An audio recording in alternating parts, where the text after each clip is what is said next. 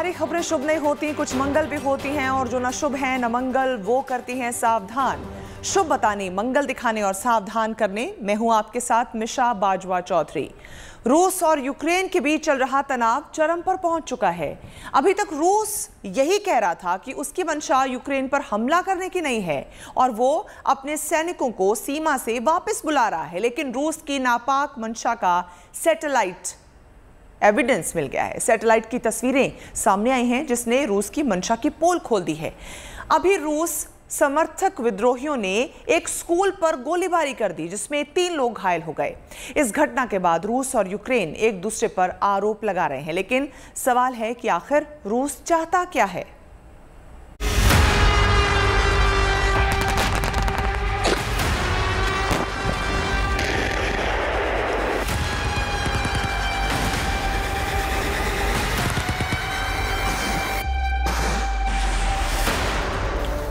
Ukraine की सीमा पर गरज रही हैं मिसाइलें।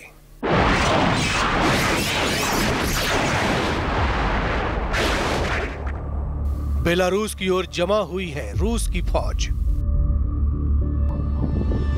रूस समर्थक विद्रोहियों ने स्कूल पर दागे गोले। लेकिन रूस कह रहा है कि यूक्रेनी सेना कर रही है हमला। रूस और यूक्रेन के बीच अभी भी तनाव बरकरार है और रूस के S-400 मिसाइल सिस्टम बड़ी तादाद में यूक्रेन बॉर्डर पर तैनात है। वहीं रूस की सेना पिछले कई दिनों से यूक्रेन की सीमा पर बेलारूस के साथ सैन्य अभ्यास कर रही है। हालांकि रूस के राष्ट्रपति पुतिन का कहना है कि वो यूक्रेन से चल रहे विवाद को बातचीत के जरिए सुलझाने के पक्ष में है। वहीं अमेरिकी राष्ट्रपति बाइडेन बार बार ये कह रहे हैं कि रूस यूक्रेन पर हमला जरूर करेगा। बाइडेन ने गुरुवार को अपनी बात को फिर से दोहराया।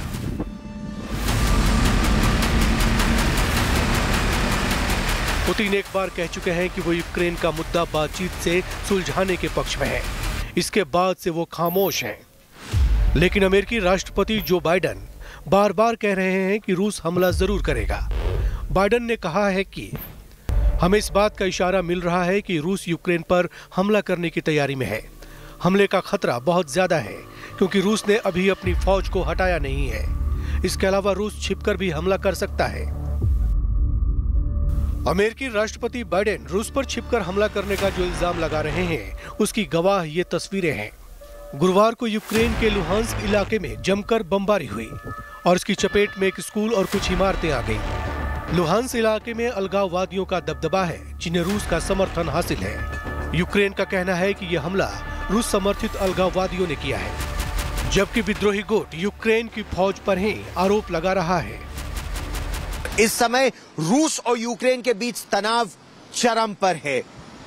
रूस समर्थित विद्रोहियों ने एक इलाके में बमबारी की और उसके बाद तनाव बहुत ज्यादा बढ़ गया है। अमेरिका का कहना है रूस एक बहाना ढूंढ रहा है और उस बहाने के बाद यूक्रेन पर हमला कर देगा। अमेरिका का यह कहना है कि एक फॉल्स फ्लैग ऑपरेशन के बाद अगले चंद दिनों में ही रूस यूक्रेन पर चढ़ाई की तैयारी में है। हालांकि रूस ने इस बात से बिल्कुल इनकार किया है, लेकिन तनाव लगातार इस पूरे क्षेत्र में बढ़ता जा रहा है। लेकिन अमेरिका और ब्रिटेन समेत नाटो देशों का दावा है कि विद्रोहियों की आड़ में यह हमला असल में रूस की ओर से किया गया। ऐसे में सवाल उठता है कि आखिर रूस चाहता क्या है।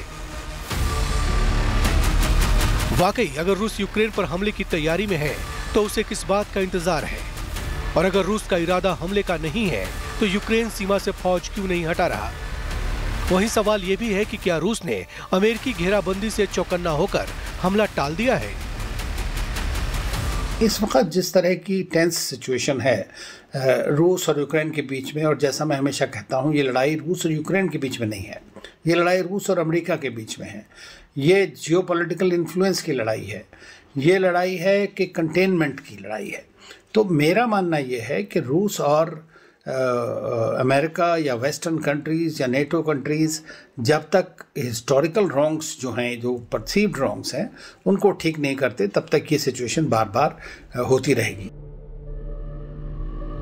बता दें कि 2 दिन पहले रूस ने यूक्रेन बॉर्डर से फौज कम करने का दावा किया था और सैनिकों की वापसी का बकायदा एक वीडियो भी जारी किया था, जिसमें रेलगाड़ी में लदे टैंक बॉर्डर से वापस लाने की बात कही जा रही है। लेकिन इन तस्वीरों पर न तो यूक्रेन को भरोसा है और न ही उसके समर्थन में खड़े नेटो देशों को। हम दो सुपर पावर्स की लड़ाई के बारे में बात कर रहे हैं। अब रूस की जो फोर्सेस वहाँ पर हैं, आपको पता ही है कि वो रूस नहीं चाहता है कि यूक्रेन नेटो में शामिल हो, लेकिन नेटो ने वहाँ पर अपने जो एक्सपर्ट्स को, अपने ट्रेनर्स को, इक्विपमेंट को, ये सब करने की कोशिश करी है। तो मुझे लगता है जैसा उन्होंने जहाँ पे जॉर्जिया में जिस तरह से शुरुआत हुई थी, वही हालात यहाँ पे भी बड़े पैदा हो रहे हैं।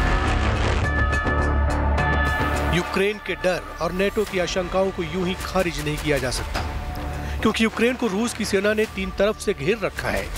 उत्तरी सीमा पर बेलारूस में रूसी फौजें अभ्यास के नाम पर धड़ाधड़ मिसाइल दाग रही हैं।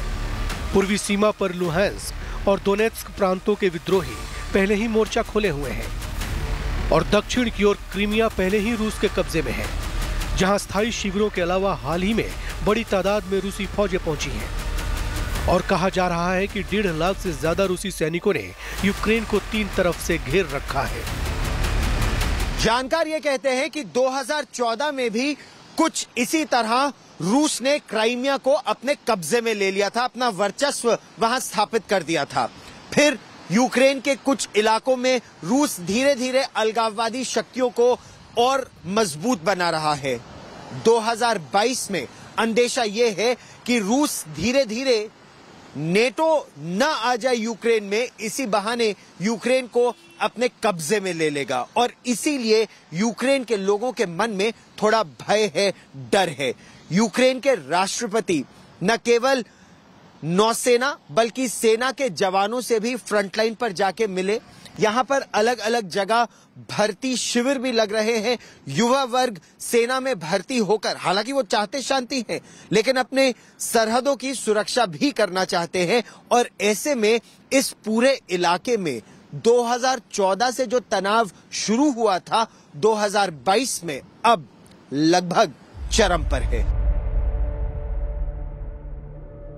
यूक्रेन और नेटो देशों की आशंकाएं इन सैटेलाइट तस्वीरों को देखकर और भी बढ़ जाती हैं। सैटेलाइट तस्वीरों के जरिए ये भी दावा किया जा रहा है कि बेलारूस के रास्ते यूक्रेन में एंट्री के लिए रूस ने दोनों देशों के बीच बहने वाली प्रिप्यात नदी पर एक अस्थायी पुल भी बना डाला है। रूस की इस घेराबंदी का नतीजा ये है कि Estonia, Latvia, Lithuania, Poland, Romania और बुल्गारिया में तैनात नेटो सेना की तादाद भी बढ़ाई जा रही है। अमेरिका समेत दुनिया के तमाम बड़े देशों का समर्थन मिलने से यूक्रेन के भी हौसले बुलंद हैं। अपने सैनिकों की हौसला अफजाई के लिए यूक्रेन के राष्ट्रपति व्लादिमीर जेलेंस्की खुद सेना के कैंपों में घूम रहे हैं। इसलिए रूस हालात को समझते हुए फूंक फूंक कर कदम रख रहा है। यूक्रेन के कीव से गौरव सावंत, गुड न्यूज टुडे। हमारे संवाददाता गौरव सावंत यूक्रेन की राजधानी कीव में मौजूद हैं और हर पल की रिपोर्टिंग कर रहे हैं। कीव में लोग रूस से मोर्चा लेने के लिए सेना की ट्रेनिंग ले रहे हैं। हमारी एक्सक्लूसिव रिपोर्ट देखिए। इसे तो ये जगह यूक्रेन की राजधानी कीव के पास एक स्कूल है, लेकिन यहाँ पर एक अलग तरह की ट्रेनिंग इस समय चल रही है। और ठीक मेरे पीछे जैसे आप देख सकते हैं कि ये जॉर्जिया के सेना के कुछ जवान यहाँ पर मौजूद हैं। किन्हीं के हाथ में असल हथियार हैं, किन्हीं के हाथ में ये डमी AK-47 है, क्योंकि इस समय यहाँ ट्रेनिंग चल रही है। बर्फ अभी भी पड़ी हुई है और ये बर्फ दिखाती है कि कैसे रूस और यूक्रेन के बीच रिश्तों में और ज्यादा इस समय ठंडक आ गई है और ये रिश्ते खराब होते जा रहे हैं। हमारे साथ यहाँ पर साई है। साई तमिलनाडु के रहने वाले हैं, यानी भारत के रहने वाले हैं, और उनके हाथ में यहाँ हथियार है। साई, आप यूक्रेन कब आए और यहाँ क्या पढ़ रहे थे? I don't speak Hindi, man. When did you come to Ukraine and what were you studying? I came here 4 years ago and I'm studying aerospace. Basic combat stuff, basic survival and medic things. So what made you decide to defend Ukraine? I think Ukraine is the front line for democracy and we need to stand against Russian aggression. Private Williams, as you see the insignia very clearly has the US flag He's a combat veteran. Private Williams, if I understand correctly, you are from California. What brings you to Ukraine? I'm here to defend the people of Ukraine against Russian aggression. आप इस तरह देख सकते हैं कि अलग अलग देशों के नागरिक हैं जो ट्रेनिंग ले रहे हैं। टैक्टिकल ट्रेनिंग है इस समय इन लोगों की। यहाँ पर युद्ध जैसी स्थिति में कैसे पेड़ों के पीछे से छिपकर आप ऑपरेशन कर सकते हैं या कैसे जान बचाई जा सकती है, कॉम्बैट मेडिसिन या कैजुअलिटी इवैक्यूएशन, इन सब की ट्रेनिंग यहाँ पर इस समय चल रही है। कैमरामैन पवन कुमार के साथ गौरव सावंत, कीव, यूक्रेन आज तक। रूस के राष्ट्रपति व्लादिमीर पुतिन की हर चाल नाकाम हो रही है। उनकी हर साजिश और रणनीति का पर्दाफाश हो रहा है। ब्रिटेन ने एक नक्शा जारी करके रूस की रणनीति का खुलासा कर दिया। ब्रिटेन के रक्षा मंत्रालय का दावा है कि रूस ने सोवियत संघ के टूटने के बाद पहली बार अपनी आधी से ज्यादा सेना को सीमा पर तैनात किया है, जबकि व्लादिमीर पुतिन ने कहा था कि वो अपनी सेना को वापस बुला रहे हैं।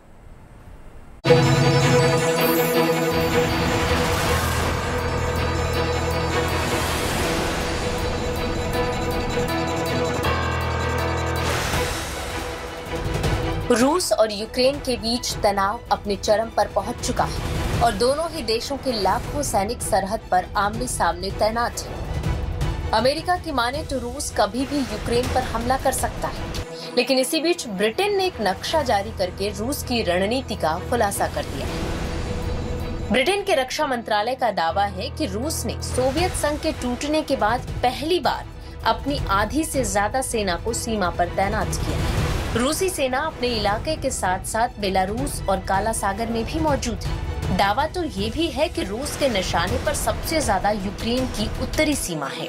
इसका सीधा मतलब ये है कि रूस के निशाने पर यूक्रेन की राजधानी कीव है। ब्रिटेन के रक्षा मंत्रालय का ये भी कहना है कि रूस यूक्रेन पर कभी भी हमला कर सकता है और अगर रूस ऐसा करता है तो बड़ी तादाद में जान माल का नुकसान होगा, जबकि पुतिन ने कहा है कि वो युद्ध नहीं चाहते हैं। लेकिन अमेरिका और पश्चिमी देशों को पुतिन के दावों पर यकीन नहीं। लेकिन इस वक्त जिस तरह की टेंस सिचुएशन है रूस और यूक्रेन के बीच में, और जैसा मैं हमेशा कहता हूँ, ये लड़ाई रूस और यूक्रेन के बीच में नहीं है, ये लड़ाई रूस और अमेरिका के बीच में है। रूस की जो फोर्सेस वहाँ पर हैं, आपको पता ही है कि वो रूस नहीं चाहता है कि यूक्रेन नेटो में शामिल हो, लेकिन नेटो ने वहाँ पर अपने जो एक्सपर्ट्स को, अपने ट्रेनर्स को, इक्विपमेंट को, ये सब करने की कोशिश करी है। तो मुझे लगता है जैसा उन्होंने जहाँ पे जॉर्जिया में जिस तरह से शुरुआत हुई थी, वही हालात यहाँ पे भी बड़े पैदा हो रहे हैं।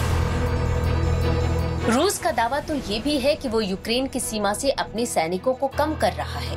वहीं सैटेलाइट्स की तस्वीरों से रूस के झूठ का पर्दाफाश हो गया है। सैटेलाइट्स तस्वीरों को ही आधार बनाकर अमेरिका ने कहा है कि रूस ने सीमा पर 7,000 अतिरिक्त सैनिकों की तैनाती की है।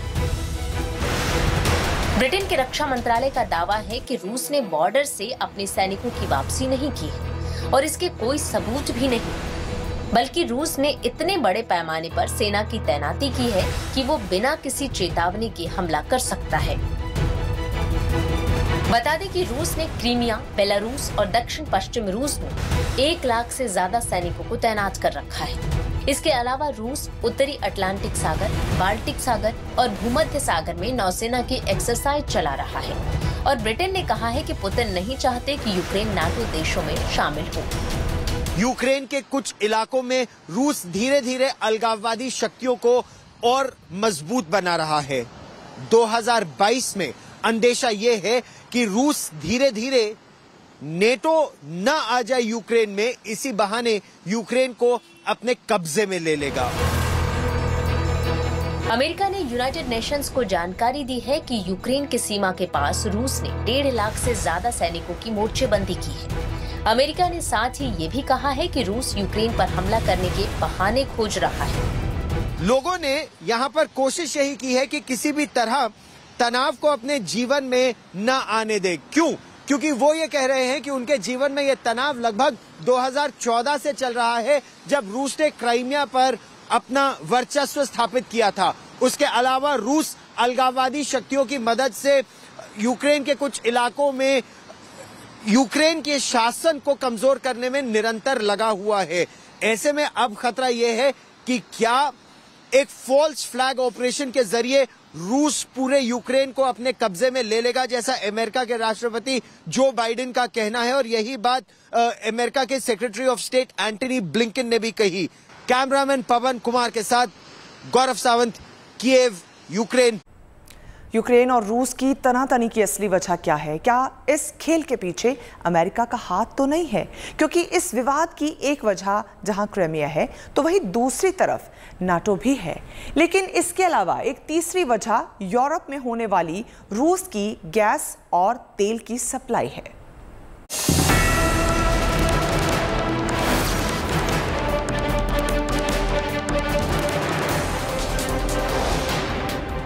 रूस और यूक्रेन की तनातनी के बीच रूस ने सैनिकों की वापसी का ऐलान कर दिया है और सैनिकों की वापसी शुरू भी हो चुकी है, जिसे यूक्रेन के लिए बड़ी राहत माना जा रहा है। लेकिन सवाल ये है कि रूस और यूक्रेन की दुश्मनी की असली वजह क्या है? दरअसल रूस और यूक्रेन के बीच भड़की चिंगारी की वजह है गैस। ये बात किसी से छिपी नहीं है कि हाल के वक्त में चाहे इराक हो, ईरान हो, सीरिया या फिर कतर, इनकी लड़ाई की जड़ में असली चीज तेल या गैस ही रही है। रूस और यूक्रेन के बीच मौजूदा जंग की सुगबुगाहट में भी गैस ही है। बता दें, 1991 में सोवियत संघ से आजाद होने के बाद ये पहला मौका था जब यूक्रेन में रूस विरोधी सरकार आई। इसी गुस्से में रूस ने 2014 में ही यूक्रेन पर हमला बोला और क्रीमिया पर कब्जा कर लिया। इसके बाद से हालात और बिगड़ने शुरू हो गए। दरअसल 2014 तक रूस पाइपलाइन के जरिए गैस सीधे यूरोप तक भेजता था। जिन देशों से होकर ये पाइपलाइन गुजरती थी, रूस को उस देश को ट्रांजिट फीस देनी पड़ती थी और इन्हीं में से एक देश था यूक्रेन। गैसप्रॉम कंपनी की गैस पाइपलाइन यूक्रेन से होकर गुजरती हैं और इसके लिए रूस को हर साल करीब $33 बिलियन ट्रांजिट फीस के जरिए यूक्रेन को देनी पड़ती थी। ये यूक्रेन के सालाना बजट का करीब 4% है। लेकिन 2014 के बाद रिश्ता खराब होते ही रूस ने यूक्रेन को सबक सिखाने के लिए एक नया तरीका आजमाया। रूस ने तय किया कि वो यूरोप तक नई गैस पाइपलाइन बिछाएगा और ये पाइपलाइन यूक्रेन से होकर गुजरेगी, जिससे यूक्रेन आर्थिक तौर पर कमजोर हो जाएगा। इसी के बाद रूस ने नॉर्ड स्ट्रीम 2 गैस पाइपलाइन की शुरुआत की। ये रूस की एक बेहद महत्वाकांक्षी और खर्चीली परियोजना थी। इस योजना के तहत वेस्टर्न रूस से नॉर्थ ईस्टर्न जर्मनी तक बाल्टिक महासागर के रास्ते 1200 किलोमीटर लंबी गैस पाइपलाइन बिछाई गई। इस पाइपलाइन के जरिए रूस अब सीधे जर्मनी तक अपनी गैस भेज सकता है। जर्मनी में नेचुरल गैस की सख्त जरूरत है और रूस ने उसे सस्ते दामों पर गैस देने का समझौता किया है। बताया जा रहा है कि इस नई पाइपलाइन के जरिए रूस हर साल जर्मनी को 55 बिलियन क्यूबिक मीटर गैस की सप्लाई करेगा। बता दें, जर्मनी रूस का सबसे बड़ा तेल और गैस का खरीदार है। हालांकि जर्मनी के अलावा पूरे यूरोप में रूसी गैस और तेल की सप्लाई होती है, लेकिन रूस के सामने सबसे बड़ी समस्या ये है कि उसकी पाइपलाइन काफी पुरानी हो चुकी है, जिसकी वजह से उसको नुकसान उठाना पड़ता है। लिहाजा इस समय से निजात पाने के लिए रूस ने नॉर्ड स्ट्रीम 2 की शुरुआत की थी। बस इसी नई गैस पाइपलाइन ने यूक्रेन के इस नए विवाद को जन्म दे दिया है। एक ऐसा विवाद जिसमें एक तरफ यूरोप है तो दूसरी तरफ अमेरिका। नॉर्ड स्ट्रीम 2 पाइपलाइन के बनने से यूक्रेन रूस से नाराज है। यूक्रेन का कहना है कि रूस ने उसे जानबूझकर बाईपास किया ताकि उसे आर्थिक नुकसान पहुंचाया जा सके। इसीलिए यूक्रेन नॉर्ड स्ट्रीम 2 पाइपलाइन को शुरू किए जाने के खिलाफ है और वो चाहता है कि इस पर रोक लग जाए। तो वहीं पोलैंड भी इसीलिए इसका विरोध कर रहा है, क्योंकि रूस ने उसे भी यूक्रेन की तरफ बाईपास कर दिया है। लेकिन सवाल ये है कि नॉर्ड स्ट्रीम 2 पाइपलाइन ने अमेरिका को क्या परेशानी दी है? अमेरिका की परेशानी की 2 वजहें हैं। पहली, अब तक अमेरिका जर्मनी समेत यूरोप के कई देशों को गैस की सप्लाई किया करता था और कीमत भी ज्यादा थी। तो वहीं रूस ने जर्मनी के साथ जो समझौता किया उसमें गैस की कीमत अमेरिका से कहीं कम है।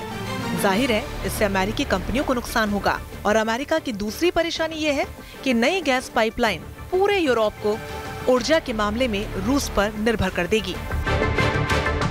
इससे रूसी राष्ट्रपति पुतिन और ज्यादा ताकतवर बनकर उभरेंगे और इसीलिए अमेरिका भी लगातार इस नई पाइपलाइन का विरोध करता रहा है।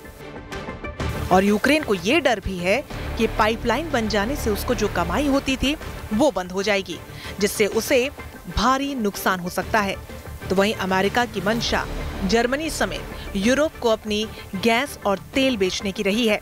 ऐसे में रूस की नॉर्ड स्ट्रीम 2 उसकी मंशा पर पानी फेर सकती है। Bureau report, good news today. उम्मीद है आपका दिन शुभ रहा। कल की मंगल कामना के साथ आपको रहना है सावधान भी।